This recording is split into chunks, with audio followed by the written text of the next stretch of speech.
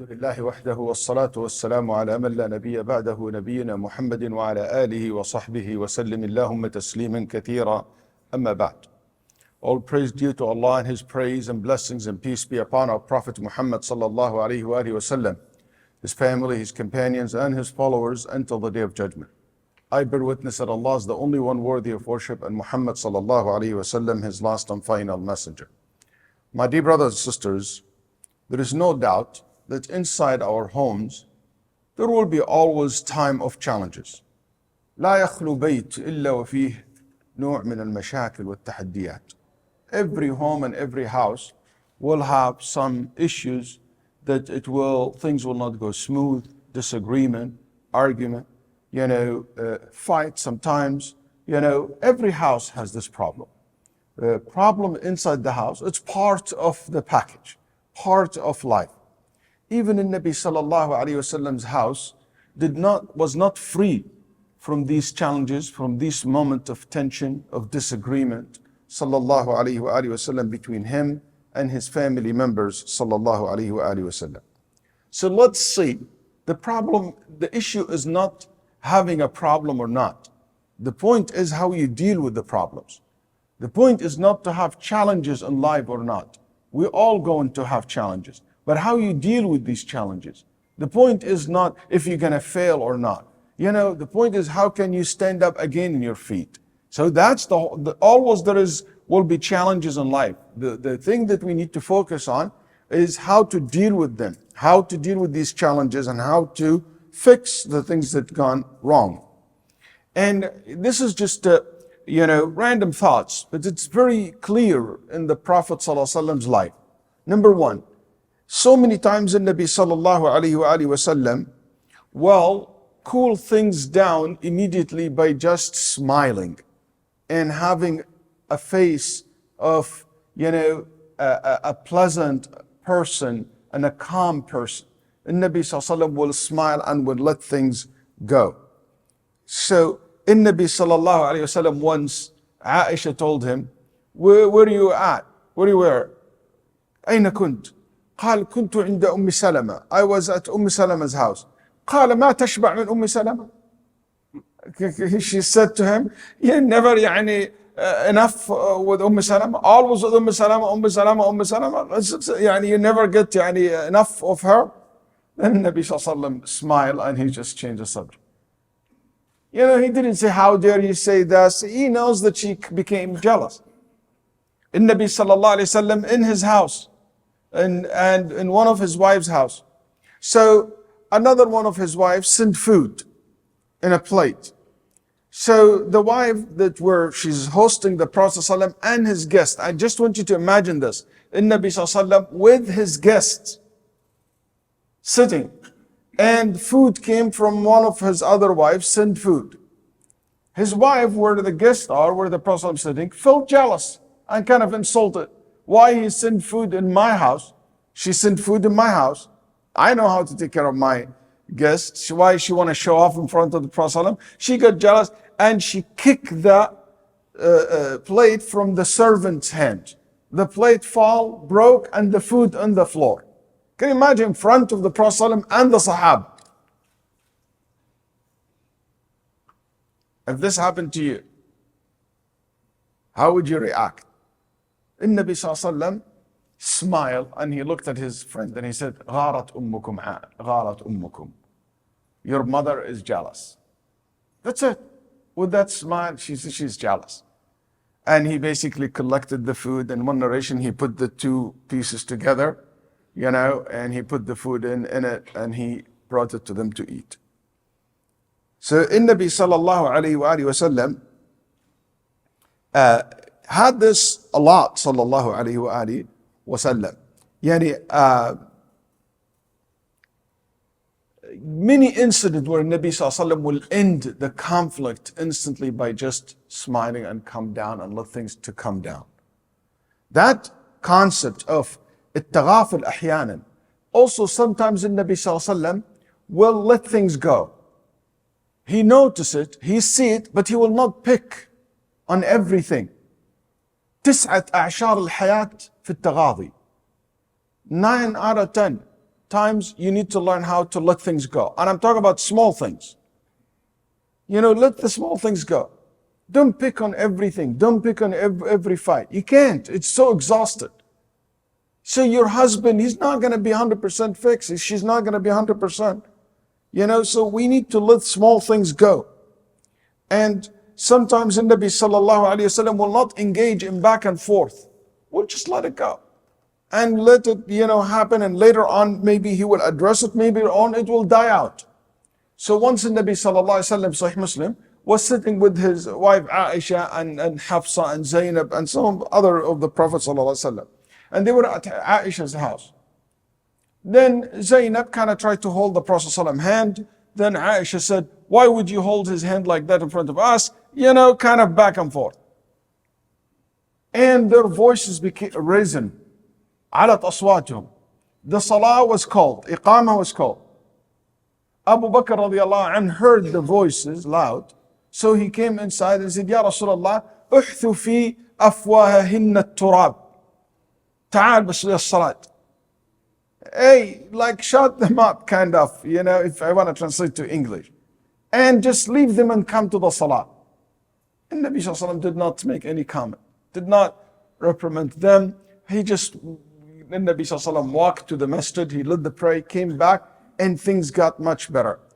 Then Aisha radiallahu anha, she said, oh my God, now my father will finish the salah and come reprimand me so hard, so harsh. قالت لا يعيبني أبي قال ويقول يفعل بي ويفعل. He will give me a hard time after salah. And he did, Abu Bakr radiallahu anh, teach her a lesson. That's not how you should be and behave. But in Nabi sallallahu alayhi wa sallam, understand that she's young, understand that there is a tense moment. Abu Bakr was not there when this incident taking place. Then Abu Bakr later there, he saw them laughing with each other. And then Abu Bakr said, I was part of your war, now I should be part of your peace. The good time and the bad time. And that's also another method that the Nabi sallallahu alayhi wa sallam used to do. In Nabi sallallahu alayhi wa sallam, when there is a tension moment, he will not let to control the whole life. It will be for a short period of time. Then after that, the Nabi sallallahu alayhi wa sallam later on will engage another conversation. Let's say you have a tension moment between you and your son, between you and your daughter, between you and your spouse. You know what? You don't need the whole entire day, next day, you just keep repeating the same thing. There is so many other things you can bring it up and you move on. And you know what? Nabi sallallahu alayhi wa sallam was smiling and laughing and having a good time with them later on after that. Sallallahu alayhi wa sallam. Sometimes the Nabi sallallahu alayhi wa sallam will engage also in dialogue. He will engage sallallahu alayhi wa sallam in talking and explaining. Sometimes you can just ignore it. You cannot just smile and move. Sometimes you need to talk just to give them, to explain things, to explain yourself. Sometimes you need to hear from them. And that also Nabi sallallahu alayhi wa sallam will do that in many incidents. Sallallahu alayhi wa sallam. For instance, Aisha radiallahu anha said, خرج من عندها ليلا قال فغرت عليه فجاء فرأى ما أصنع فقال ما لك يا عائشة فقالت وما لي قال أغرت يا عائشة قال وما لي لا يغار مثلي على مثلك.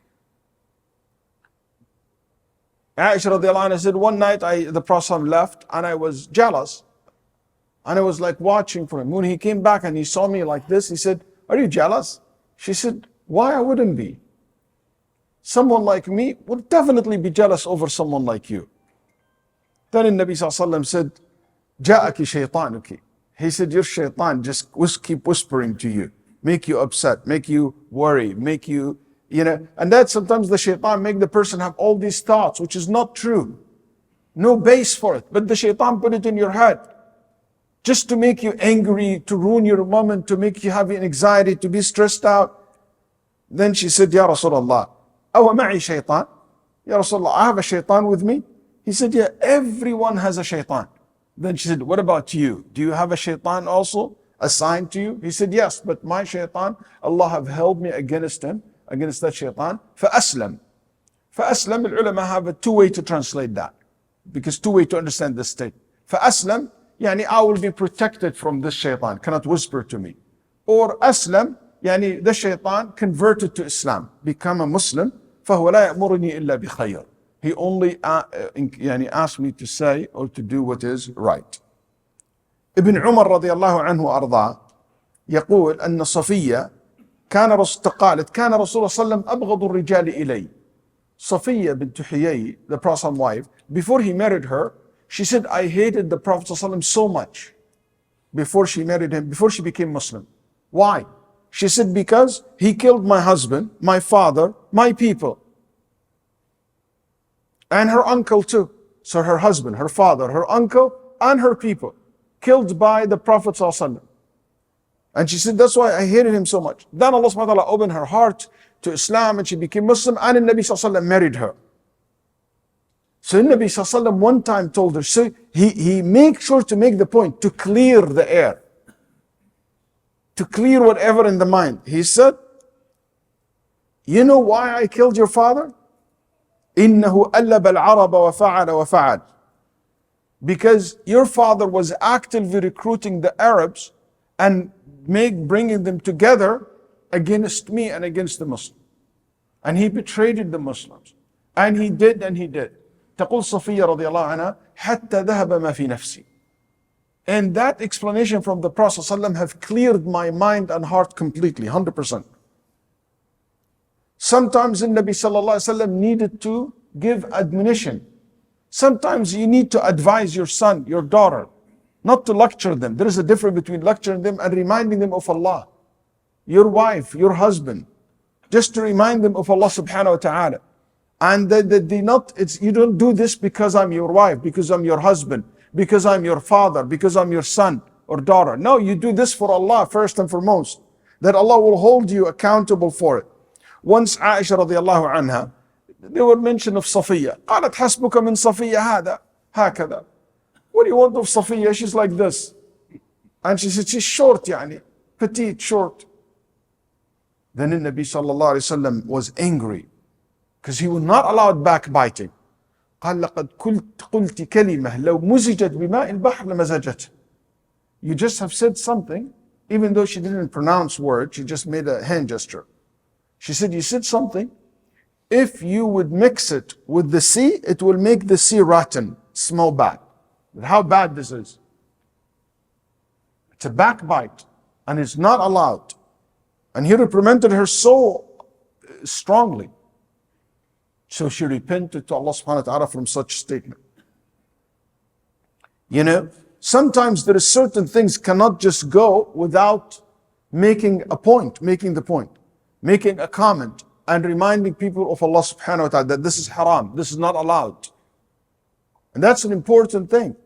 Not everything can be just left. But also, if you have a son or a daughter, you have a husband or a wife, that they do a lot of haram things. A lot of things which is not correct. You can't also pick all of them, because every time I see your face, hey, your hijab is not good. Hey, you can't be watching this. Hey, you can't be listening to this. Hey, you cannot be in a company of this. Hey, your shoes is not the, hey, the pictures that you have. Khalas. Every time I see your face is about, you're going to bring something up. So you have also to choose your battle wisely with your children, with your in-laws, with your spouse, with your friends. You have to choose your battle wisely. What battle that you want to pick. Because you cannot deal with all of them at once, even if they are something haram. You have to be smart in how to choose that. And another thing that I found the Prophet ﷺ clear in the Prophet ﷺ life, the Prophet ﷺ check assumptions. So many times we just rush to accuse, rush to judge. And sometimes I'm guilty of that. I know one of my girls have this habit. Okay? She always forget to close things. She will open the freezer, I will not close the freezer. She will open a bag and she will leave the bag not sealed. Then you have the cheese get dry, or the bread get dry, whatever.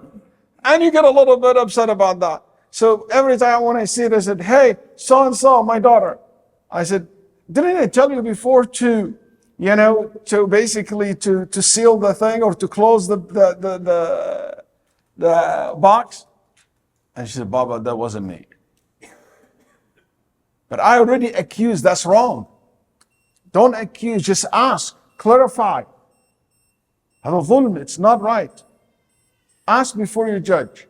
You remember the father who saw his son has 2 apples and he told him, can you share one of them? Can you give me one? The son took bite from each one of them. Then he said, hey, you're sharing with your father. I bought all the apple, and he gave him all the lessons about his history and how he spent all this money, and you even don't want to share an apple. And he said, no, actually, Baba, I was just trying to see which one's sweeter to share it with you or to give it to you. That's why I took a bite from each one. Check your assumption. Don't rush to judge. So Nabi Sallallahu Alaihi Wasallam, when Hadith al-Ifk happened, he asked Aisha. When something raised, ask. Clarify before you judge. Also in Nabi Sallallahu Alaihi Wasallam, fair and just. You know, when that wife of his broke the plate that I told you the story earlier, and Nabi Sallallahu Alaihi Wasallam said, now get one of your plates and give it to her. You broke her plate, you give her one of yours. Fair, sallallahu alayhi wa sallam. While he's sick, sallallahu alayhi wa sallam, كان يحمل ليكون في بيت كل واحدة منهن. He will be carried, sallallahu alayhi wa sallam, by his companions to move from one house to another. So he will be fair with all of them. May Allah subhanahu wa ta'ala يصلح أحوالنا وبيوتنا. أقول ما سمعتم وأستغفر الله لي ولكم فاستغفروه. الحمد لله وحده والصلاة والسلام على من لا نبي بعد. كان من أساليب النبي صلى الله عليه وسلم أيضا في الأشياء التي ليس فيها محرم عنده استعداد للتنازل. You know, one of the worst things in a relationship, especially marriage, when each one stand in one point and said, I'm not going to compromise. It doesn't work this way. Everybody willing to do some compromising. We meet somewhere in the middle. Shuf Nabi Sallallahu Alaihi Wasallam will compromise in things that has nothing to do with the deen. For instance, in Nabi Sallallahu Alaihi Wasallam, when one of his wives just complained about the smell of the food that he likes, the food that he likes and he likes to eat. She said, إِنِّي أَجِدُ مِنْكَ رِيحَ مَغَافِيرٍ. It smells bad. And Nabi Sallallahu Alaihi Wasallam said, خلاص, Wallahi, I will not eat this food again. He didn't say, you know what, that's your problem. No. He said, okay, I'm not going to eat this. If it is something you can compromise, compromise. And by the way, compromise cannot be always expected from one side, from the husband only, or from the wife. It has to be exchangeable. Also, in Nabi Sallallahu Alaihi Wasallam, one of the things also that he will do, sometimes he always try to give options. And even if the options is multiple options. When Sauda, for example, things became, reached a level of divorce, he gave her the option to stay as a wife, divorce, or maybe stay, but she said, I will stay, Ya Rasulullah, but I will give my night to Aisha radiallahu anha. So it was an option. He said, sallallahu alaihi wasallam, to some of his wives when they came, he said, Ya Rasulullah, nas'aluka al-nafaqa. We want money. We want more money. This life is very hard like this. We need some money, extra money. This life is very hard. And then Nabi Sallallahu Alaihi Wasallam is not going to be basically going to work and he's so occupied, Sallallahu Alaihi Wasallam. And they were so demanding about the issue of nafaqa, about money. And then Nabi Sallallahu Alaihi Wasallam is not like the rest of us. His lifestyle is very different than any other companion, none of the Sahaba lived like him. And this is only for the Prophet Sallallahu Alaihi Wasallam life. So he said, if you can't live like this lifestyle, you have a point. This lifestyle is not for everyone. But if that's what you can't do, and you want to live just a regular life and money and income and blah, blah, blah, فَتَعَالَيْنِ أُمَتِّعْكُنَّ وَأُسَرِّحْكُنَّ سَرَاحًا جَمِيلًا. I will give you money and I will let you go. You can't be my wife. Because the Nabi Sallallahu Alaihi Wasallam is not going to turn to be someone who making money and income and run after the dunya. He can't do that. Sallallahu Alaihi Wasallam. So he gave her an option. And I will end with this, or quickly, 2 quick points. One of the things also, Nabi Sallallahu Alaihi Wasallam, divorce was an option to solve the problem. For instance, Nabi sallallahu alayhi wa sallam have divorced Umaymah bint Nu'man. She's so arrogant, she see herself something special, beautiful, and she married the Prophet ﷺ. Then when she saw the Prophet ﷺ, she kind of said, she see herself younger and younger, and she was not very comfortable. And when Nabi ﷺ approached her, she said, A'udhu billahi mink. Oh Allah, protect me from you. Then the Nabi ﷺ قال عذت بمعاذ. And Nabi ﷺ said, you have asked refuge and seek protection from someone who's the most high. Go back to your family. Khalas, no problem. You're not comfortable with this marriage? Go back to your family. Why did she agree in the beginning? He divorced Hafsa, radiallahu anha ardah. Then he took her back. So divorce can be a solution to the problem.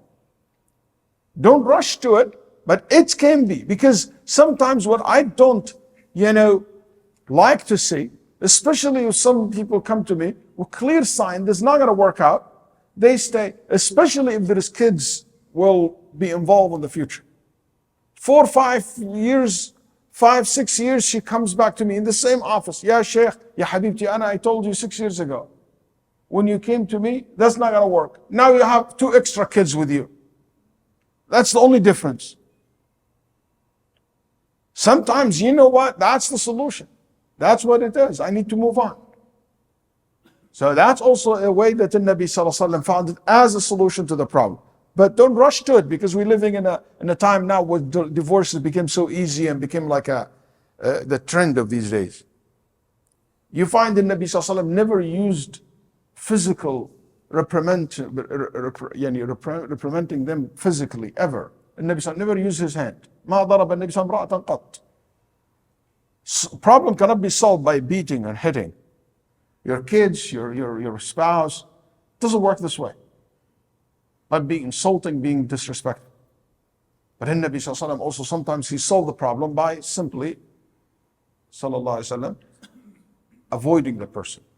جلس مرة شهر, 1 whole month in his masjid, did not go to his wife's family's house.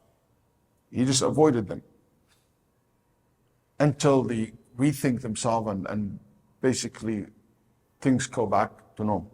Sometimes that can be also a way to solve the problem. There is so many to learn from the Prophet ﷺ, but we must look at the Prophet ﷺ's life as a source of guidance in all aspects of our life. And that's one of it, and it's an important part of our life. Strong family means a strong community. Strong community means strong society. May Allah subhanahu wa ta'ala fill our homes with success, fill our home with happiness. اللهم إنا نسألك السعادة والنجاح والفلاح لأهلينا وأزواجنا وأولادنا وذرياتنا يا أرحم الراحمين. اللهم قنا وإياهم شر الفتن ما ظهر منها وبطن. اللهم أصلح أزواجنا وذرياتنا. اللهم أصلح أزواجنا وذرياتنا. ربنا اجعلنا من مقيم الصلاة ومن ذرياتنا يا أرحم الراحمين. اللهم إنا نسألك الهدى والتقى والعفاف والغنى، وأن تؤتي نفوسنا تقواها وأن تزكها أنت خير من زكاها أنت وليها ومولاها. اللهم يا حي يا قيوم يا ذا الجلال والإكرام نسألك فرجا عاجلا لإخواننا في فلسطين. اللهم فرج عن إخواننا في فلسطين. اللهم فرج عن إخواننا في فلسطين. اللهم فرج عن إخواننا في فلسطين.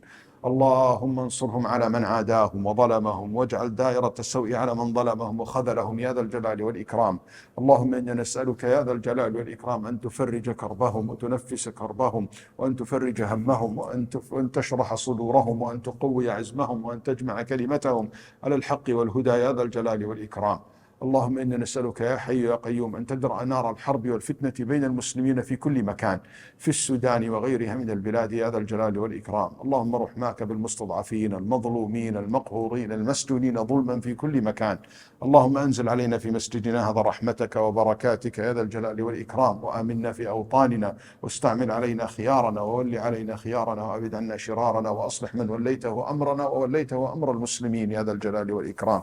وصل اللهم وسلم وبارك على نبينا محمد وعلى آله وصحبه، وقوموا للصلاة يرحمكم الله.